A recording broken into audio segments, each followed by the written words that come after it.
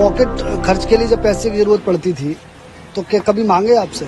मांगे क्या, थोड़ी बहुत वो सिलाई में भी पैदा कर लेता, थोड़ी बहुत पंचाई भी अपनी कर लेता। अच्छा, सिलाई में भी सहयोग करते थे आप? हाँ करते थे। कौन कौन से कपड़े सिल लेते हैं वो?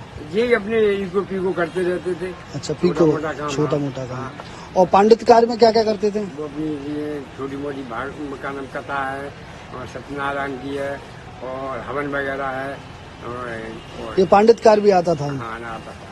अच्छा, जब उनके साथ एक घटना घटित हुई, हादसा हुआ, ट्रेन एक्सीडेंट में दिव्यांग हो गए, उसके बाद उनके खर्चे कैसे चले? उनके बाद तो फिर जेएनयू पहुंची गई उनका नाम वहाँ पर हॉस्पिटल में जी। हॉस्पिटल के बाद फिर वो एक लड़का बिहार का मिला था, प्रकाश बाबू जी, तो उसने उसको सपोर्ट किया, उसी ने उनका एडमिशन वगैरह कराया और उसने ही फिर पूरी फिर लाइफ जो बनाई है वो प्रकाश बाबू ने बनाई है जेएनयू की। जेएनयू की ले जाने का श्रेय जो है सो प्रकाश बाबू का।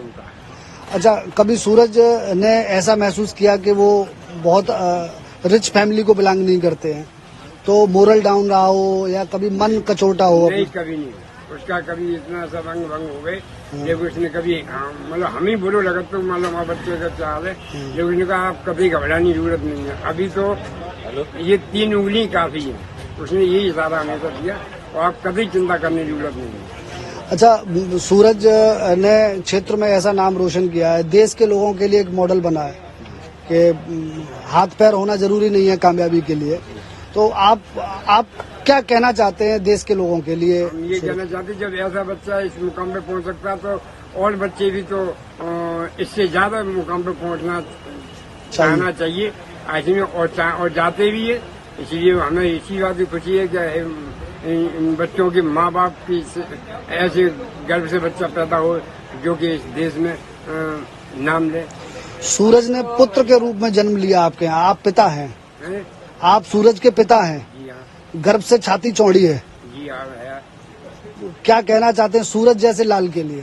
सूरज जैसे लाल के लिए हम तो ईश्वर से हर घर में ऐसा सूरज जैसा लाल हो, हर घर में सूरज जैसा लाल हो। सृष्टि, कैसा लग रहा है भैया के इतने बड़े मुकाम हासिल करने पर?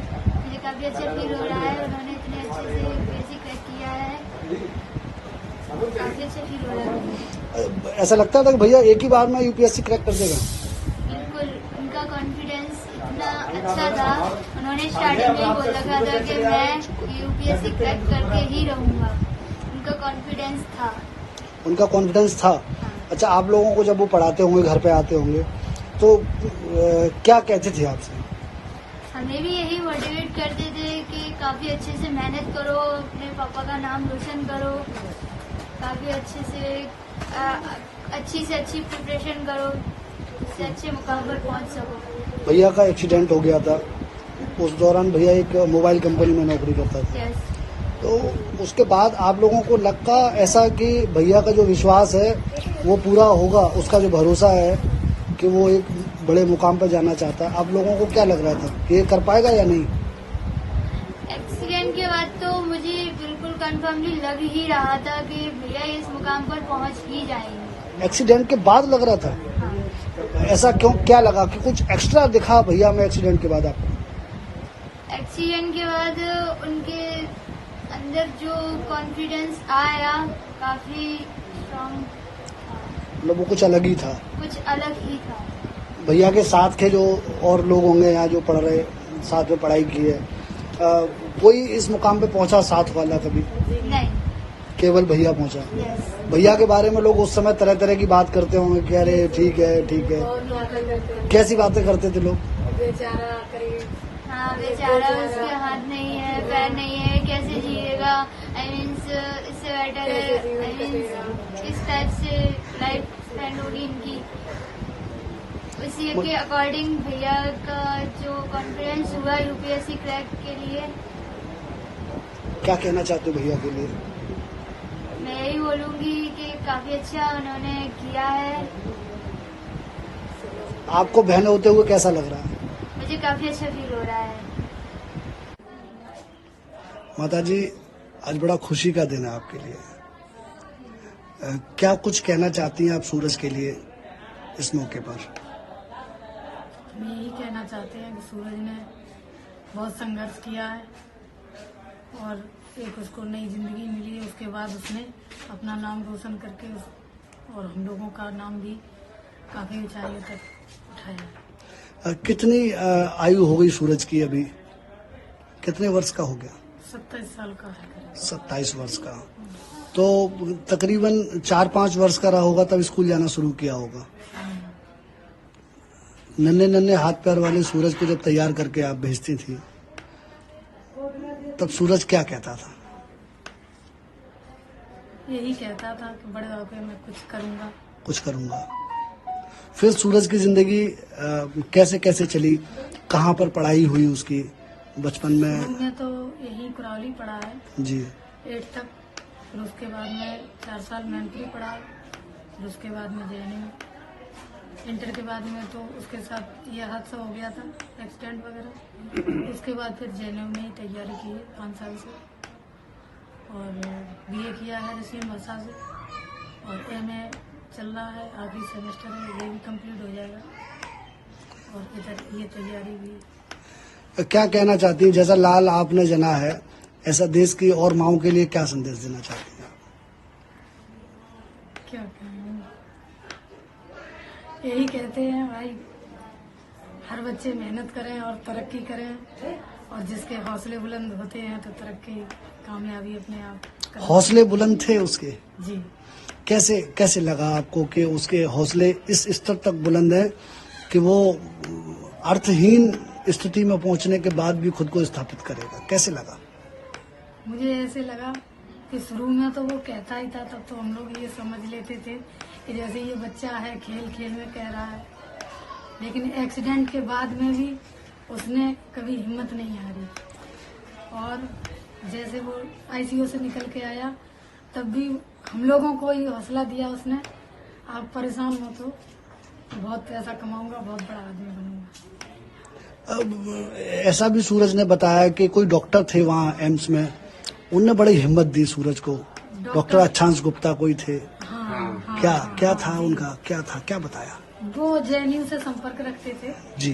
और एक थे प्रकाश बाबू बिहार के, उनसे संपर्क पहले हुआ, फिर उन्होंने अच्छांश गुप्ता से भी मतलब संपर्क कराया। फिर तो वो JNU में पहुंच गए, तो फिर सबसे ही संपर्क हो गया, और JNU ने काफी उन्हें JNU से लाभ हुआ। JNU से लाभ हुआ। कुरावली में आपका ससुराल है, यहाँ घर है आपका, पति बच्चे परिवार पूरा रहता है। इस सूरज की इस पूरी यात्रा में बचपन से लेकर और UPSC के एग्जाम पास आउट तक कई बार संघर्षों का सामना करना पड़ा। आपने अपना एक बेटा भी खोया इन दौरान, तो उस समय क्या परिस्थिति हुई घर की? परिस्थिति तो इनके एक्सीडेंट के बाद में काफी डगमगा गई थी, लेकिन फिर धीरे धीरे कंट्रोल में आ गई जब इनका एडमिशन हो गया। अपने छोटे बहन भाइयों के लिए क्या कहते हैं सूरज? यही कहते हैं पढ़ो लिखो, आगे किसी चीज की जरूरत होगी। उन्होंने तो आर्थिक स्थिति से सामना किया, जैसा कि इतना आमदनी नहीं थी, लेकिन अब वो भाई बहनों से यही कहते हैं कि आप परेशान मत हो, तो केवल मेहनत करो, और मैं आपकी पीठ पर हाथ रखने के लिए तैयार हूँ, जो कुछ होगा मैं देखूंगा। सूरज के दोनों पैर हादसे में चले गए, एक हाथ चला गया, दूसरा हाथ भी विकलांगता की श्रेणी में चला गया। उनको आर्टिफिशियल रूप से लगवाने के लिए एक मोटा धन की जरूरत पड़ रही थी। क्या किसी ने कुछ मदद की? किसी नहीं ने मदद की। अब कितने मदद वाले आ रहे हैं? अब तो कल से लाइन ही लगी है। बहुत मेहनत करके उन्होंने पहली बार में, उनका ये सपना था कि मुझे पहली बार में ही निकालना है। उन्होंने ये ठान के रखा था कि मुझे चाहे कितनी मेहनत करनी पड़े। उन्होंने 18-20 घंटे पढ़ाई की है परमानेंट। वो पढ़ते, मैं तो वहाँ पे 10-12 दिन रह के आया था, वो ऐसे हो जाते थे कि मुझे भी टाइम नहीं दे पा रहे थे, इतना पढ़ने में भी। कभी ऐसा भी हुआ कि मम्मी परेशान भैया के लिए बात करने के लिए, और भैया के पास टाइम नहीं? कितने दिन ऐसे गुजर गए कि मम्मी से भी बात नहीं हुई भैया की? नहीं, बात तो है 2-4 दिन बाद वो अपने आप कर लेती। आप वहाँ 10-12 दिन भैया के पास रहे भी, उनकी दिनचर्या में क्या खास देखा? उनकी लगन बहुत बड़ी है। वो उनका लगन यही है कि उन्हें बस उसी चीज में फोकस रहता था। अदरवाइज कुछ दोस्त भी आते थे, कुछ नहीं आए बैठे जैसे लिए, उनका किसी चीज में इंटरेस्ट नहीं था। फिर यही था मुझे बस पढ़ना है। तो क्या IAS बनने का ही सपना था कि कुछ और भी करना चाहते थे? सपना तो उनका यही था। सपना यही था। अदरवाइज वो जब JNU में पहुंचे, उन्होंने BA किया, MA किया, वो एक प्रोसेस चल रहा था पढ़ाई का। आप भी पढ़ाई कर रहे हो, आप क्या बनना चाहते हो? भाई मेरा कोई क्लियर नहीं है, अभी क्लियर नहीं है। सोचा नहीं है।